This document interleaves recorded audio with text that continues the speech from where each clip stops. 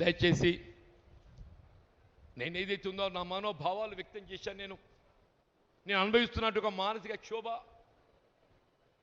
వ్యక్తం చేశాను.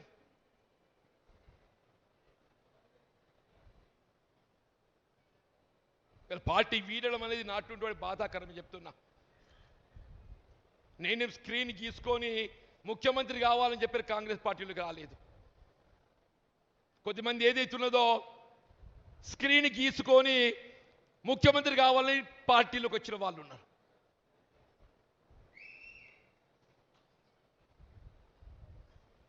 నేను పార్టీలో చేరినాడు ముఖ్యమంత్రి కావాలని కోరుకోలే.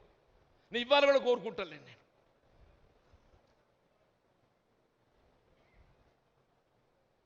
మీరు ఏ స్క్రీన్ గీసుకొని తొక్కుకుంటా ముఖ్యమంత్రి అయినరో సంతోషం నాయన, కానీ మమ్మల్ని కూడా బతకనియండి. ఇతర నన్నంటే నేను పోతున్న స్వేచ్ఛ ఏదైతుందో ఈ తొక్కుడు భరించ కాబట్టి నేను స్వేచ్ఛ కోరుకుంటున్నా.